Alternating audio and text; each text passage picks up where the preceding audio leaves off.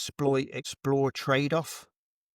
Yes. They will only exploit roughly about 80% of the resources that they find, and they leave 20% of the hive to go and find the next nectar source.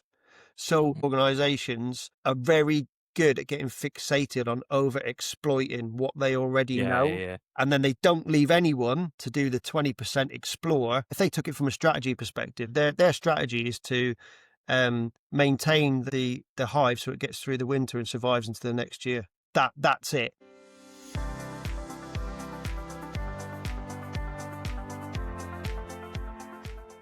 Welcome to the Strategy Meets Reality podcast. I'm your host, Mike Jones, and today I'm joined by Mick Brian, a beekeeper, consultant and former soldier, to explore how learning, feedback and collective sense-making drive real organisational viability. From bees to after-action reviews, this episode connects the dots between nature, leadership and emergent strategy. Welcome back to Strategy Meets Reality podcast. I'm delighted today to be joined by Mick Brian.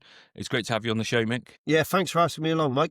Cheers. No, that's cool. Do you mind giving the listeners a bit of introduction to you about yourself and a bit of context about what you've been up to lately? Yeah. So I think like a lot of people that you speak to or might have on the podcast, I'm from a military background, joined the army when I was 16, went to the Royal Engineers, did all that sort of stuff for about 15 years. And then I sort of like the SRR. So I worked in that sort of SF area for about 7 years. Then I got out in 2011. Did the usual thing that most people do. I'll go into like a security type thing. Did that with a load of ex-military people. Thought, I sort of need to get away from this.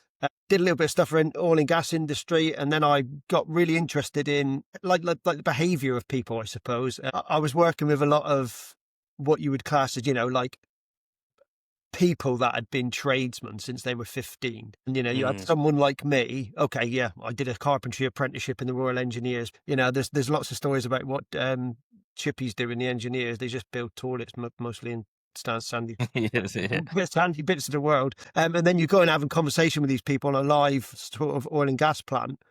And they're doing some of the most crazy things where they could potentially get killed. And I just thought, blimey, why are people behaving like this? This is mad. And that's how I got into thinking about, behavioural change sort of stuff. Wanted to get a bit away from project management. And then I started working for a company called CMC. And then I've been, sort of doing consultancy ever since, really. I've always had a fascination with bees. And then when COVID happened, I thought, I'm just going to get a couple of beehives. As you do. Yeah, this is the time to do it. So I did that. And when I started interacting with bees, I just found it like fascinating. I was like, what's actually going on here, So I did a lot of my own reading, a lot of research. There's a lot of research out there about how bees make decisions. And then I thought that there's a little hook in here. Obviously, you can't take, like, it's a bee, right? It's an insect and we're humans. But there's some sort of relationship going on here that you could probably tell a story, really, or analogy, metaphor, whatever you want to call it, about the decision-making of honeybees and the sort of organisational setups and decision-makings of humans. And so I took that and I did a talk at Agile on the Beach a couple of years ago. And it's just something I've ended up, talking about. And I find it very fascinating, to be honest. Yeah, I do. And that's why I was really wanting to get you on the podcast to talk about it. Because when you think about bees, they are a complex adaptive system. So there's probably a lot that we could take into consideration how they work and operate, because we are also in a complex adaptive system, even though a lot of people don't think we are. Yeah. So I had a very interesting discussion about that thing. I think because you're in an organisation, aren't you? And you're an individual, and we've all got our own egos and all the rest of it, and everything that we've been through. But actually, that an organisation is a complex adaptive system. The unfortunate thing is we have. We bring a lot of baggage with us, don't we? Whereas honeybees don't. So they don't know they're a complex adaptive system, is the way I think about it. It's like fish. What's that thing that when you talk about two fish talking about, being in water or something, they don't realise they're in water. When you try to bring that and say, the organisation is a complex adaptive system, then you try to bring, I think, some of the things that we're both interested in that maybe don't get talked about a lot. from a coaching consultancy perspective. And these are things that people may not have even heard of. Yeah, And trying to put that into like a strategy wrapper, I think becomes quite difficult because a lot of people have never been exposed to thinking in that type of way. No, I think people are still quite traditional in their thinking. And it was interesting you said about how bees make decisions, because that's a real challenging thing in organizations who either go from one extreme where it's completely consensus obsessed Yeah. and they just don't make any decision unless everyone's on board, or it's really sort of control and there's no decision. It's just do what I do. Yeah. There's no sort of freedom of action in there. So how do bees manage that? Yeah, that's like a mega interesting subject. There's a really, really brilliant bee scientist. If you look him up online, when he looks like a bee scientist.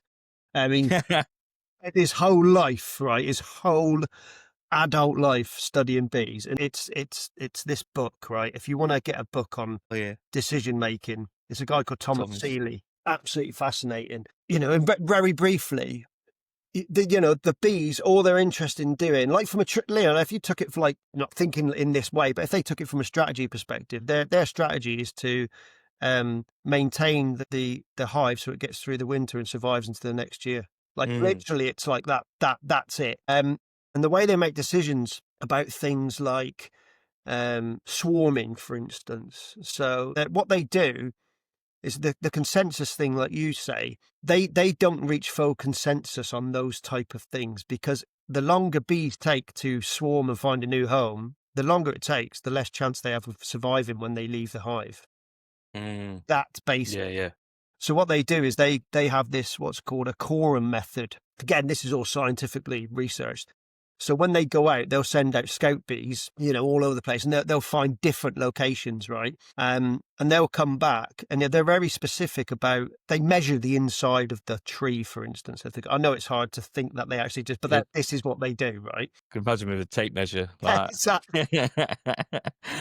So they're walking around and they're measuring these things, and they come back, and what they do is, I think most people have heard this thing is called a waggle dance, right? And they do other dances. Right. They do other dances as well. That's their communication method. And they sort of spread this. Oh yeah, there's a really cool place to go to over here.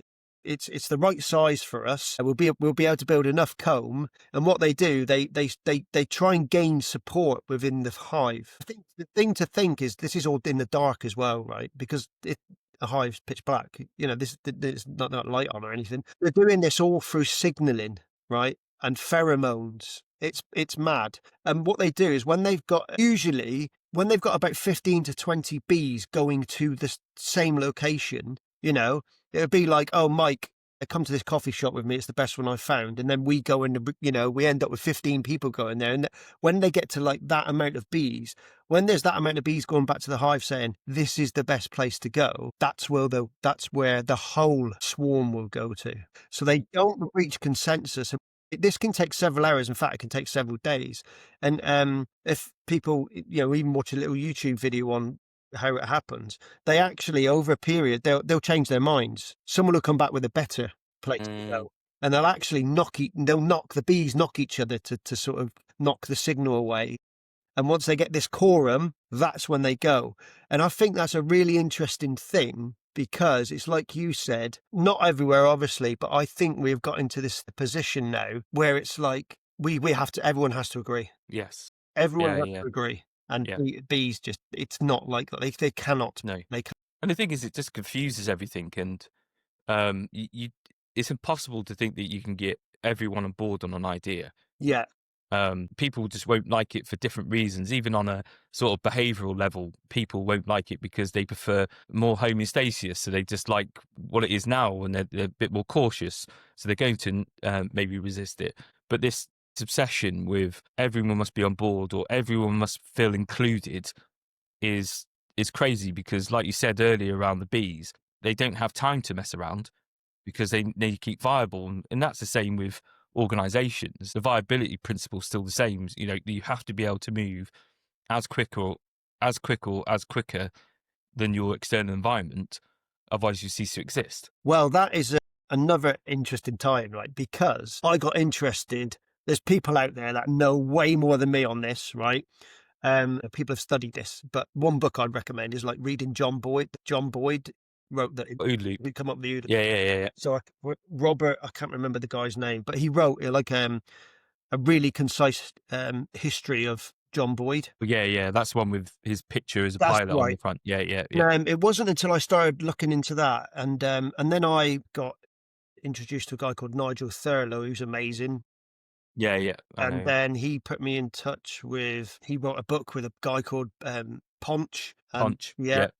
And then We've had Mark on the show, Mark well, McGrath. Mark's. I've been the podcast they do. I went on there because it wasn't until I was on Mark's podcast that it actually hit me that blimey, yeah, the OODA loop.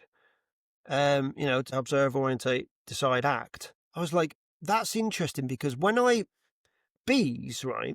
If I move a hive of bees away from where they are, there's a rule in beekeeping. You either move a hive 3 feet or 3 miles, because the bees have a literal map right in their head of their area where they forage. And if you move a hive 3 feet, what'll happen? The bees will come back, but it'll be close enough to where they were previously. When you move a hive more than 3 feet, it really disorientates the bees because they come back and they go back to where they think the hive was. But if you've moved it so that the rule is, if you're going to relocate bees, move them 3 miles away, because what they actually do, and I've got video of this and you can watch it, is that they'll leave the hive and they will observe because they realize they're in a different place, right? Yeah. They then do orientation flights. They literally come out and they spiral. They go back into the hive. They pass that message on. They come out. The spiral gets bigger. They go back in, pass the message on. And then they get to a point where enough bees in the hive of understand they're in a new location. Then they decide what they're going to do and they act. So what they actually do then is they go into, right, we need to go in to find the next load of nectar, pollen, propolis, water. So they're actually, I looked at it and thought, blimey, they're almost like going through an OODA loop, them themselves. Yeah. And the amazing thing about what they'll do, Rory Sutherland wrote a book called Alchemy. He's absolutely amazing. He's Ogilvy sort of vice chairman. I've been fortunate enough he came and did a podcast with my kids' school. He's unbelievable. If you've never seen him. He talks about honeybees in a behavioral economics perspective, because what bees will do is they're very good at this explore trade-off. Yes. Yeah. Yeah, they will only exploit roughly about 80% of the resources that they find, and they leave 20% of the hive to go and find the next nectar source. So and I think again from a organization strategic perspective, humans and organizations are very good at getting fixated on over exploiting what they already know. Yeah. And then they don't leave anyone to do the 20% explore. And then it's almost like you're going from crisis to crisis to crisis, because you're not giving anyone the time to say, well, that's the next thing we should be going at. And bees are very good at not getting themselves into that situation. And that's that tension between today and tomorrow we always struggle with, but organizations are so fixated on today and they probably exploit 110%, if not more, of the resources. But because they're then also so obsessed with efficiency, they haven't got 20%. Well, they haven't got that resource to go off and find the next thing, because everyone's still working on today because they haven't got the capacity. Yeah. Whereas it's quite good to see the bees will take that capacity away to go do the future stuff. Yeah, they will. Yeah, they don't get trapped in that, because what they have to do is, again, the strategy is get through winter, survive to next year, reproduce. Yeah. Right, and that's what they're trying to do. And that's what I say about.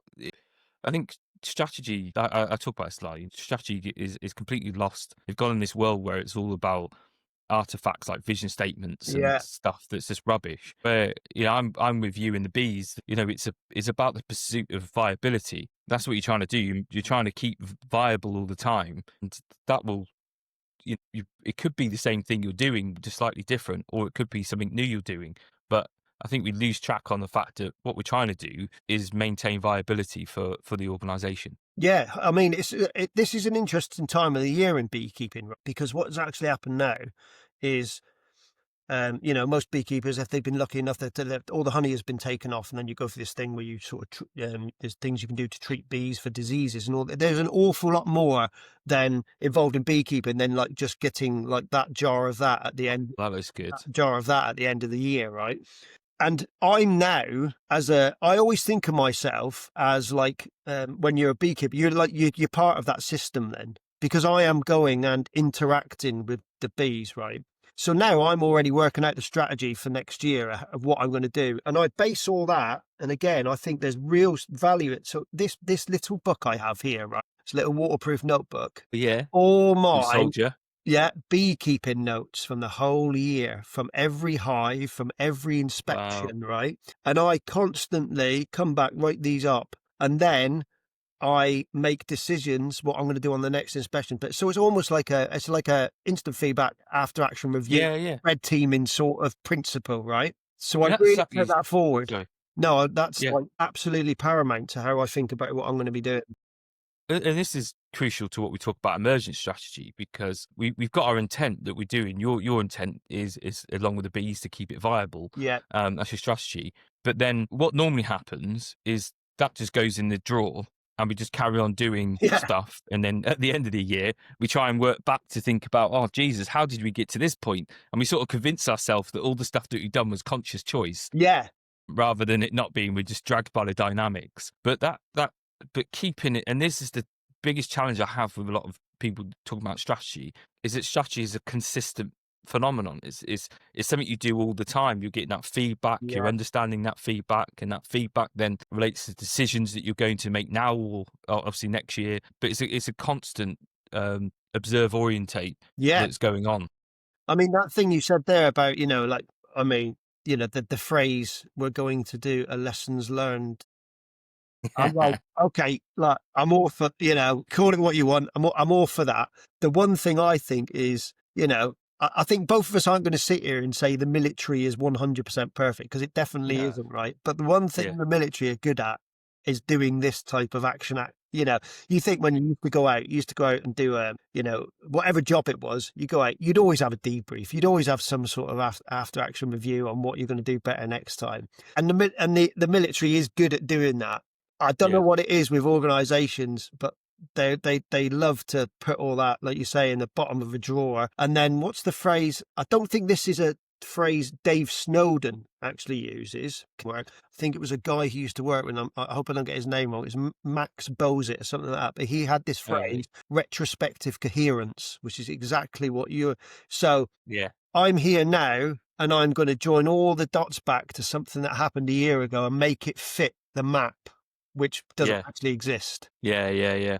And it's the games that we play. And the thing is that people forget that we're storytelling animals. So it's like we have gaps, and we fill the gaps with a narrative, but then we can't decide what's real and what's being made up. So it all just becomes our belief that's true. Yeah, and that's just funny. And another good thing that we talk about the military does well is both. It's that planning beforehand, and it's not the rigid planning. It's like, well, what if this happens? What would you do to get people consciously thinking and build that scaffold for decision making in the stress of the moment?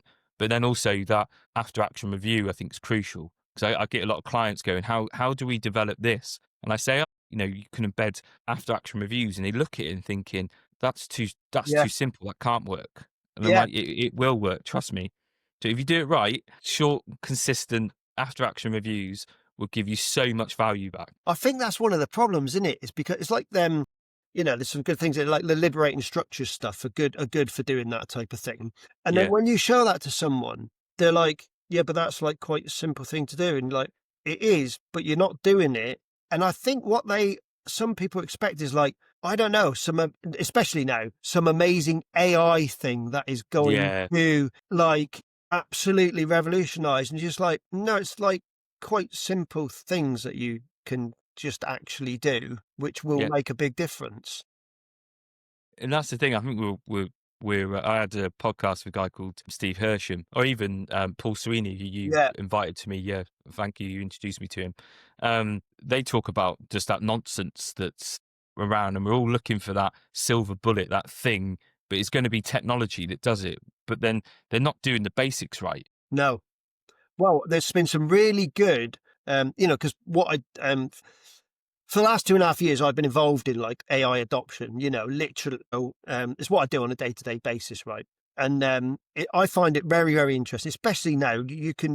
There's lots of reports coming out now. There was a report the other day by MIT around AI adoption. I've just seen someone post something, and I checked all the references. There's a big survey that goes on in the US Census around AI adoption. And 95% of companies at the minute, again, you have to take this with a pinch of salt, but it's there. They're just stuck in this, they're constantly stuck in this piloting and experimentation stuff with AI. Like the actual transformative thing that everyone's being told it's going to do, they can't seem to do it. And one of the things I found fascinating in there was it's something like, I'm going to paraphrase, a committed individual within a company with a ChatGPT Pro account can probably do more than the majority of the company having an enterprise. And it's like mad. Yeah. And this is the thing around, come back to think about bees, that self-organization. We try to centralize all this, where actually if we give tools and allow people, the freedom of action to adapt these tools to what they need it for, because that's what they're going. You go, right, you've got access to this tool. I'm not going to show you how. Well, I'll give you training, obviously, if you need to know how to do it. But I think most people with a bit of common sense can work out how ChatGPT works or any of these AI tools. Pretty simple. But there's your outcome you want. There's your tools. Go experiment. Go do it. Self-organize. Yeah. I think that I don't know how you found this as well. Is and actually I was at something yesterday, and I brought this up, and it's not a reflection on anyone. I just think it's is it because of things that went on with COVID and all the the aftermath of how that's impacted work and everything. But this, here you go, have this, go off and have a play and work out how best to use it for yourself. And now we seem to be. I'm going to tell you exactly how you use this thing. It's almost like infantilizing the workforce. And you're like, yes. No, just like, look, I'll give you the minimum thing you need, because do you know what? You're going to work out the best way to use this thing to make it into your workflow.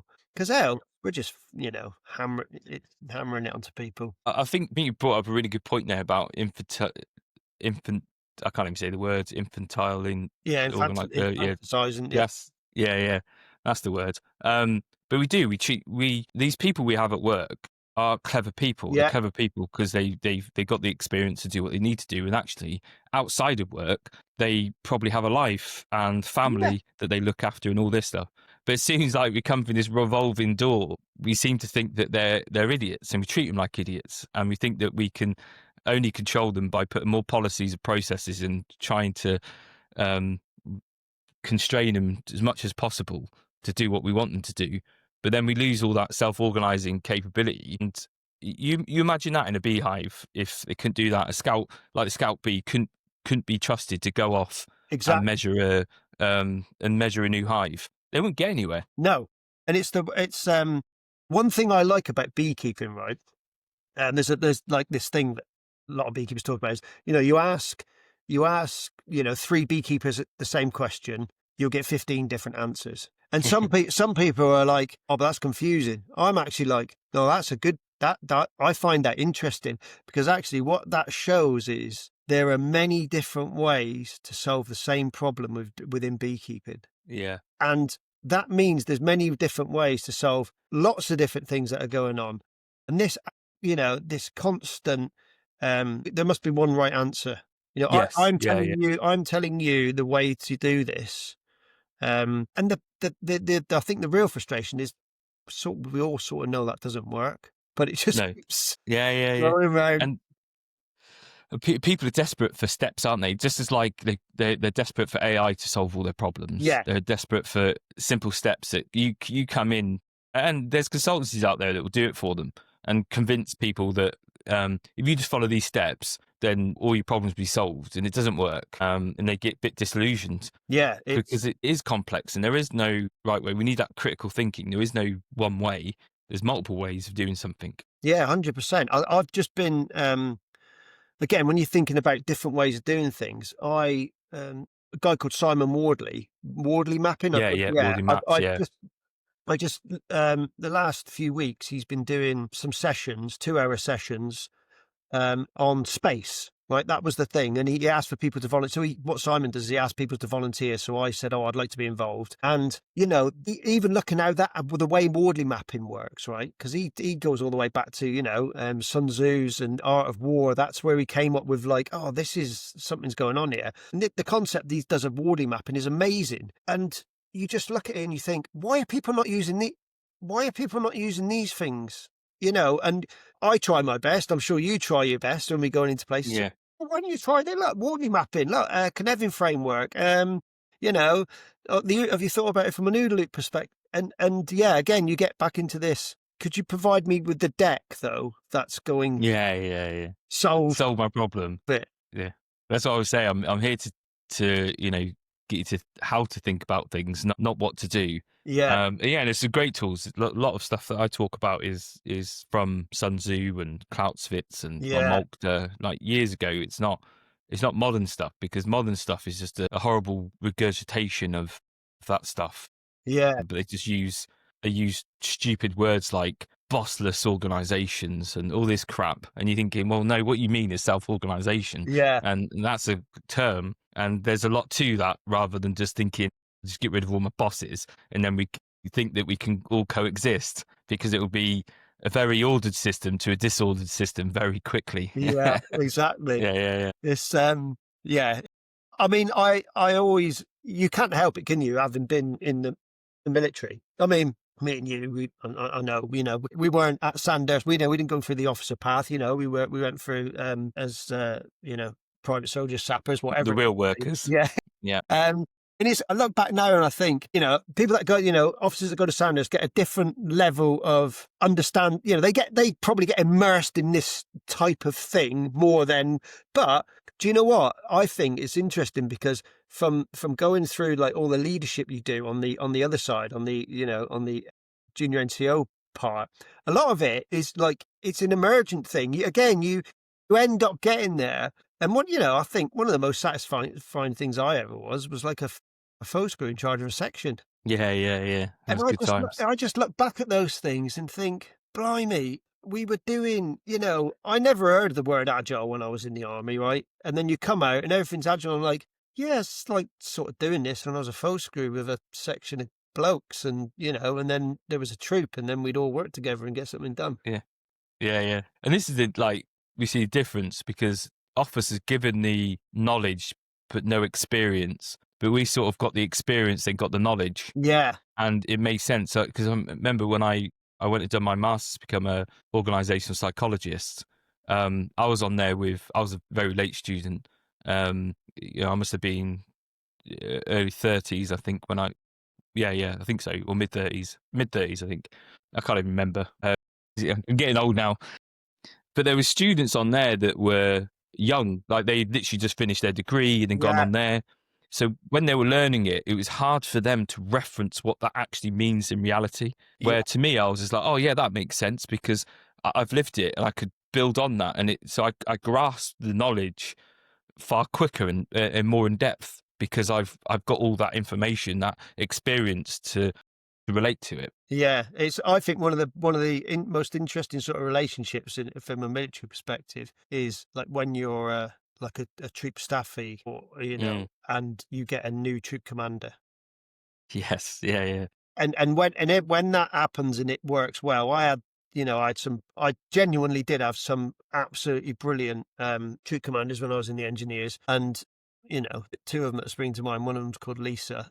She was fantastic, and another amazing one was a guy called John Baxter. It's absolutely tragic. Unfortunately, he died a couple of years ago. It was just brilliant because they were just willing to sort of learn.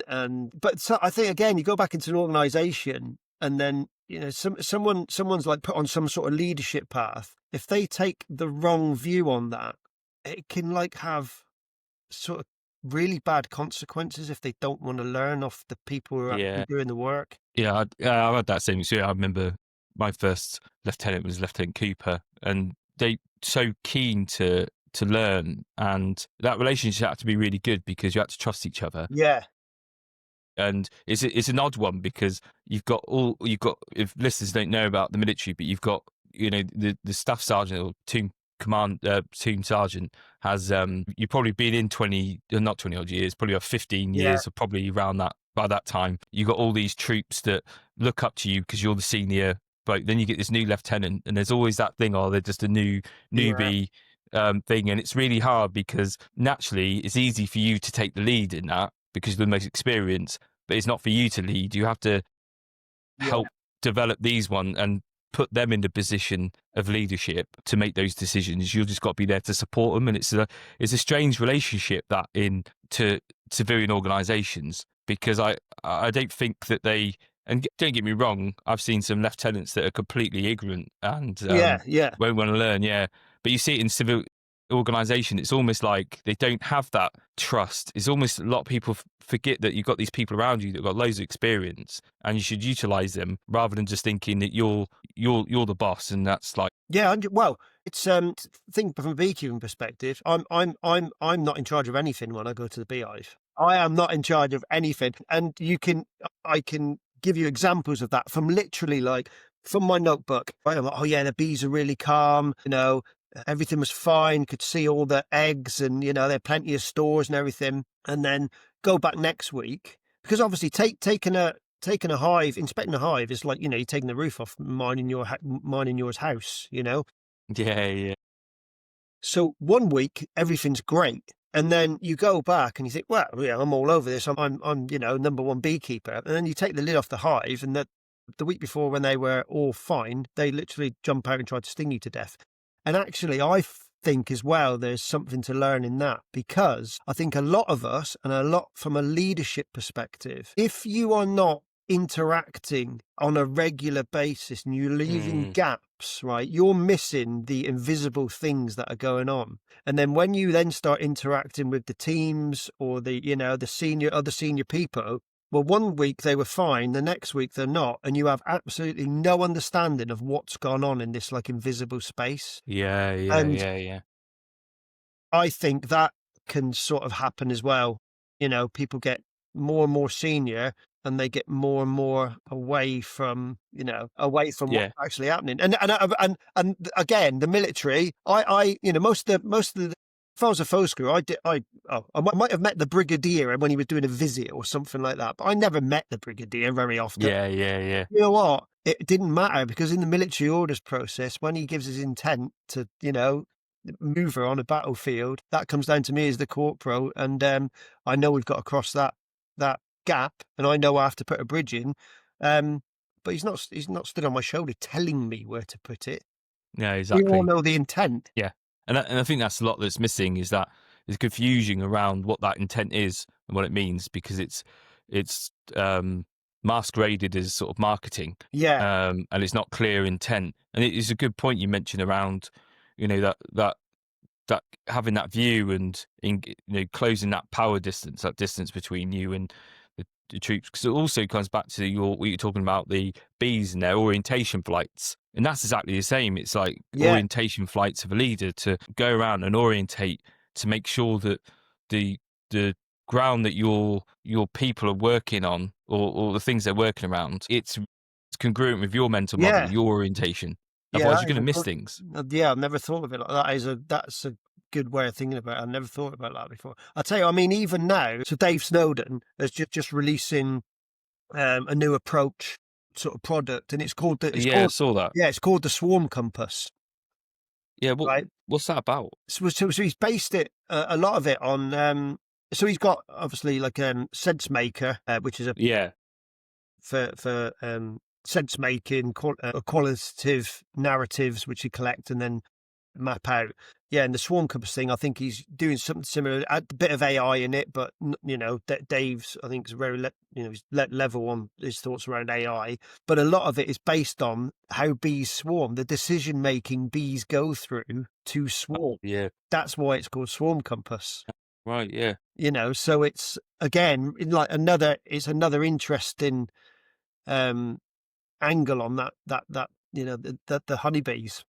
Yeah, because that's the thing with, I think people miss that connection between the strategy, the conceptual point of strategy that this is what we're going to do, this is our intent, to then the reality where you've got in the bee world, you've got all these bees that are going swarming to go get stuff or to looking at the resources to go and find a new place. But every time they're going out and interacting, that's changing something. Yeah, 100%. Yeah. And they're not doing that like you've done with your notebook, that feedback. We haven't got that feedback loop. So the strategy almost comes very disconnected with what all the worker bees are doing, because we're not having those feedbacks to say, oh, okay, this is what's happening, this is what's changing. I'm not doing those orientation flights that we just talked about around the bees to see what's going, what's changing, what's happening. So without that, it becomes two separate entities. Yeah, 100%. I think it's one of the things that you just don't do enough of is like the feedback. I mean, a perfect example of what a lot of places do for feedback, where they think it's going to add value, is we're going to do a yearly staff survey. And from the engagement survey. Staff surveys, we're going to make loads of decisions. But the thing is, and again, I was having a conversation with someone the other day, and they brought up yearly staff surveys, and I literally said to them, I said, I don't work in the company you work in, right? Never been there. I'm going to make a prediction before you tell me what was in that staff survey. What was in it? I said it'll be lack of leadership, not enough communication, and there's no vision to draw. And they were like, "Oh yeah, they are some of the things." I said, yeah, because there's the same things that are in everyone else's yearly stuff. Yeah. And that's why. I would do it. I would like to do it more rigorously, right? But I have in the past. I've done it more rigorously in the past. But like micro journaling at the end of each week for yourself. There's a lot of value in doing those type of things. And I hugely tried to do it in an organisation, but again, people are like, oh, I don't have 5 minutes on, Thursday to do that. So it's just difficult. I was just chatting to some people yesterday about this, needing to step back from the fog and to do this stuff, to reflect. I have a terrible habit with reflection because I go smoke shisha, but so it's probably the most healthy way of reflection. Just for notes for people who don't know what shisha is, it's not drugs, it's just molasses, it's tobacco. It's from the Middle East. Just put a little warning in there. But I do it twice a week. But you speak to people and they haven't got time, and this is the same with this perceived time. I haven't got time for this.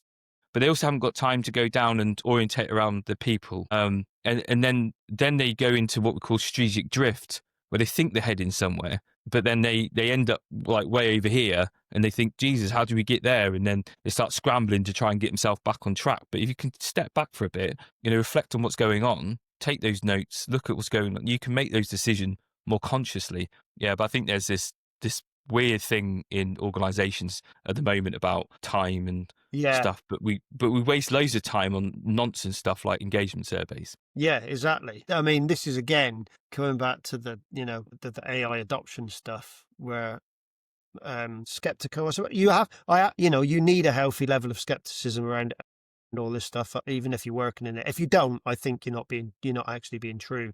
So I listen to all things around that, from the people that think it's going to, be the end of the world, all the way up to people that think it's going to, we're all going to be save humanity. Spend 10 minutes doing work and then, we'll do yoga all day. So I try to cover all those bases. But, this thing around that type of technology, it's going to save us time. We're going to make all these efficiencies. And I look and I think, I don't think that's the way. It should be all about the value. It's not. Do you know what? If you've never used it for a few months, it's not going to save you any time. And it's not going to save you any time because you need to understand how to use it. So, I mean, it's like. Yeah. And and that's the thing. It's about the value, because there's a good question that I ask myself on reflection is, what have I been spending most of my time doing? Yeah. And then from that, I look to discern, is that actually helping me add value to what I'm meant to be doing or towards what we're doing? Because even if we got tools to AI to save time and efficiency on things, we'll fill it with just other crap. Yeah, 100%. We're good at that as human beings. We just just fill it with other crap to do. We'll find out some other weird fad that's come up now that we'd be really good to do. And then before you know it, with all that, because we don't think we have time, we put all our resources and everything just doing firefighting today. Yeah. And then before you know it, all our resources are gone. And we're thinking, Jesus, we need to move, but I don't have any resources to move. Well, that's... So my worker bees are... Yeah. Gone.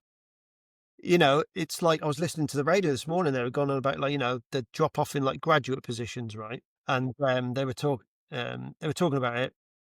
Is some of it down to AI? Probably. There's lots of different reasons, right? It's not just a technology reason. There's some of it, but you look at that and you think, you starve off that, you take the efficiency out of the system there because you think you're going to be efficient. What is the unseen thing that's going to happen there? It would be the equivalent of sort of saying in a beehive, the bees, because the bees go through an amazing lifespan, which I'll quickly explain, but it's like saying, we'll save time, we'll take half the bees away that feed the youngest larva.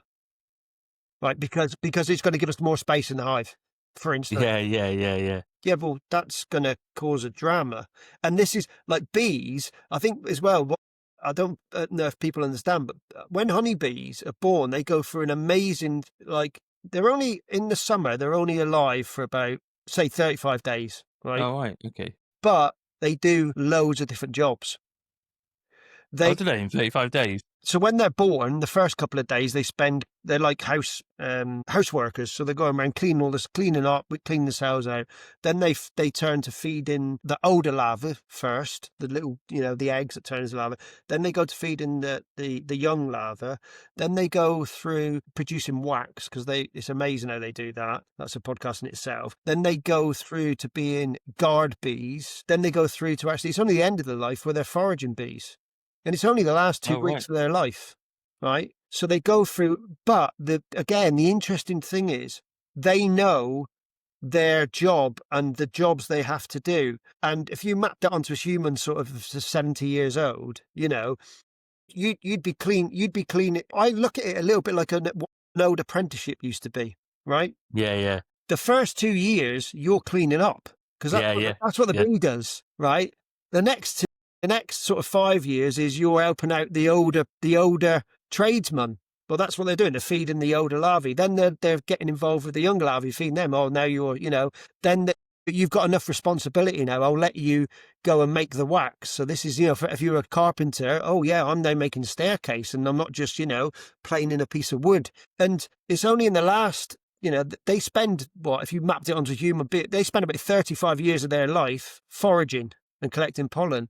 And this is the other thing I think we make mistakes of. And it's a human being thing.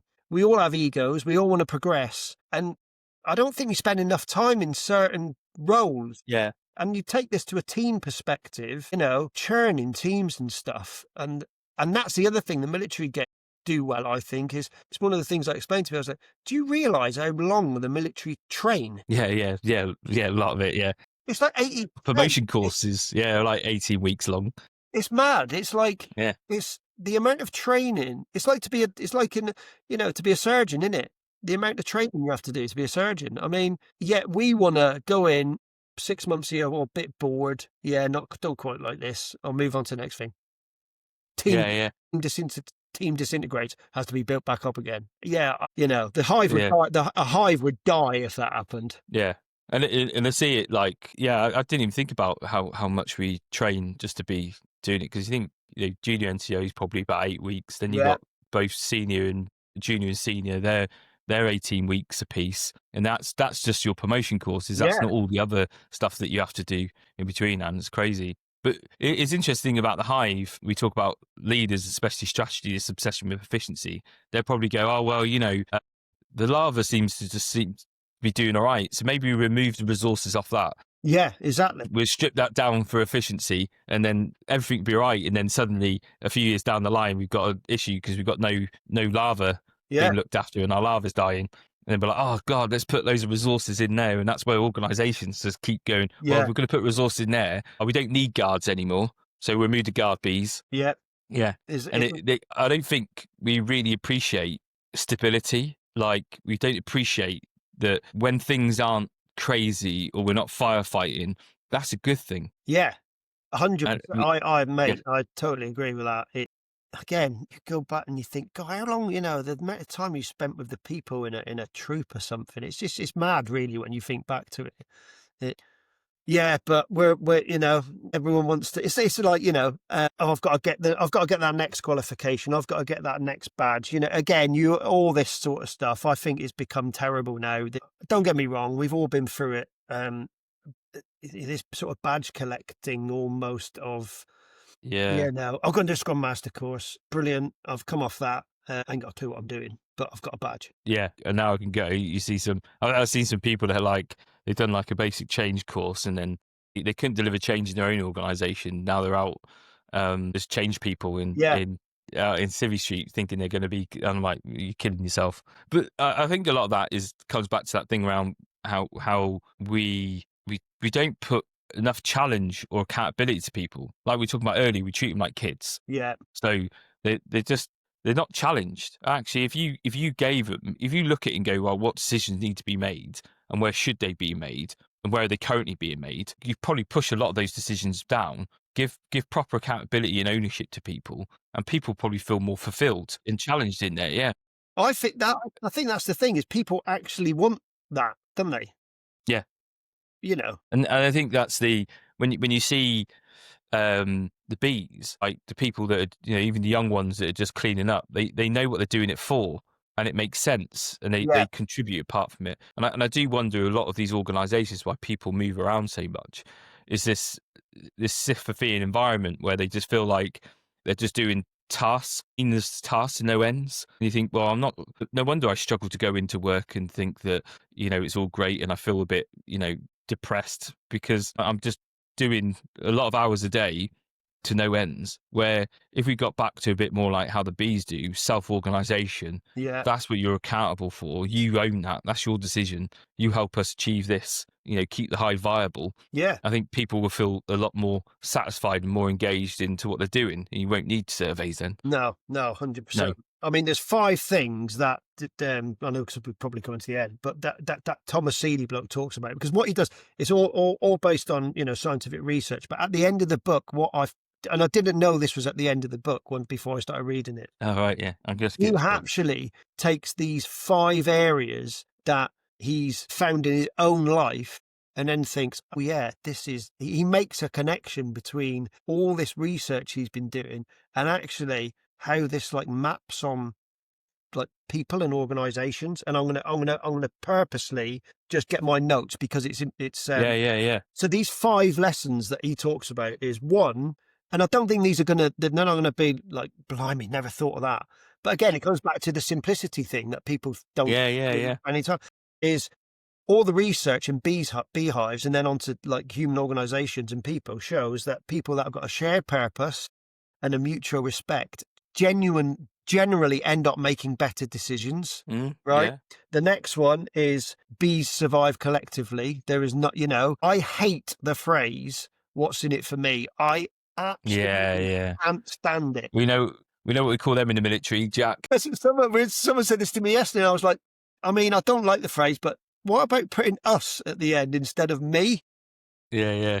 So, this whole thing about the collective, the collective part of the hive, you need alignment around some sort of purpose of what you're doing. Another one is that you need to minimize the leader's influence over the group, i.e. a lot of people think a queen bee is actually in charge of the hive, but then it's not, it's the worker.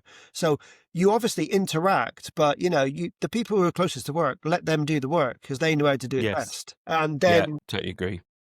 The other one, what's the other one he talks about? Oh yeah, and this quorum thing that they use to make decisions. They don't get full consensus in the hive because it would just die. They haven't got time. That's really cool. And I think that's something that's overlooked, because those 5 are really good, and you can instantly relate and go, yeah, that makes sense. Just exactly what we've been talking about for the last hour. And I think that people forget that it's the queen's not the leader. Everyone thinks the queen's the leader. Yeah, and she's not. It's actually the worker bees. What the queen does actually is keeps the hive in a, what's the word, like homeostasis. Yeah. Because she is, when she's in the hive, she's giving off pheromones, and these pheromones are getting spread across the hive. And these bees are spreading the pheromones, so they all know that the queen is there, but the queen isn't telling the worker bees what to do. Yes, I think that's a really important thing. The same in when you're doing strategy. There's an obsession with straight away they're trying to go into the detail to try and direct someone exactly how to do something. Where it's like, no, you need to think what recursion level you're at, and you just need to give direction. Like, Yeah. this is what we need to achieve, and then allow the people that are there doing the work, the worker bees, to go, okay, that's what you need. Right, I need to adapt this. I can do that. But I think it's when we start going into too much detail, we then start micromanaging people, and Yeah. it's not a good place to be. So there's definitely a lot we can learn from the bees. Oh yeah. And just like your reflective moment, mate, to be honest, beekeeping's like my reflective moment, because when you go there, you are so, you're so immersed in what you're doing with the bees. It just takes it just takes your mind away from everything else that's going on. It's just a very good, it's a very good way to get away from things, even though it's like hard work, but it's rewarding. Yeah, I think it needs that space where they can go and get in the flow, Yeah, exactly. block out all the noise, and just get into the flow. And I've really enjoyed our conversation. I think it's fascinating to link the two, and I think there's so many synergies between how the bees do things. Lessons can be taken into organisations. Definitely is a complex world. But for our listeners, is there anything you want our listeners to take away to think about Well, from this episode? yeah, the one thing is, like beekeeping is my hobby. I think actually we don't bring enough of like what we can learn from other things. Like there's so much like we can learn from nature around, like nature was here, way before we existed. Bees were here before we existed, right? They didn't need a beekeeper at the end of the day for millions and millions and millions. It's only in the last, couple of thousand years that people have been interfering with them. They were fine before that, right? And we did it because we wanted to get that stuff at the end of the day. That's why. Yeah. So wherever you can find those things where you can make connections and make sense of stuff, I just think it's worth bringing those type of things into how you talk about organizations, because it just makes it more real for people. I don't care what anyone says. There's nothing worse than, like, I don't know about you have to do it and it's fine, but there's nothing worse than getting thrown like a 40-page slide deck that you think's going to change the world. Yeah. Those things are not changed. Those things are not changing the world. I'm not saying they're not useful. I don't mean that, but they're not going to change the world. No, I'm a big believer. People know that have worked with me. I'm very shy on PowerPoints. Yeah. I like to say it's because I don't believe in it, but there's also part of my IT literacy. They're like Johnny A's 5 slides. But yeah, I'm totally right. And I think it's that, that ability to communicate. And people aren't going to communicate from slides. And bees, they've got their way of being able to communicate to everyone so everyone understands. And I think organisations need to find their own waggle dance. Yeah. What works for them to be able to get that information across as quickly and concisely as possible so people understand. And I think that's the thing that they miss, that people actually understand what they required of them, or what the information means to them. Yeah, definitely. Yeah. And if you want to take a little temperature check on that, is again, I think everyone has a love-hate relationship with LinkedIn in some way, shape, or form. But the most interaction I ever get on LinkedIn is when I post about bees. Is it? Yep. That's it. I'm gonna go dress up as a bee now. Awesome. Mick, mate, it's been a pleasure having you on. And Thanks for the for listeners, asking me, mate. No, and for the listeners, if you enjoyed this as much as I have, please like and share to your community so they can get the benefit from it. And Mick, I'll be in touch, so hopefully we can meet up in October when I'm next around Bristol, nearer to you. Definitely, mate. I look forward to that. Awesome. Cheers, buddy. You Cheers, take care. And you. And I'll speak to you soon. See you later.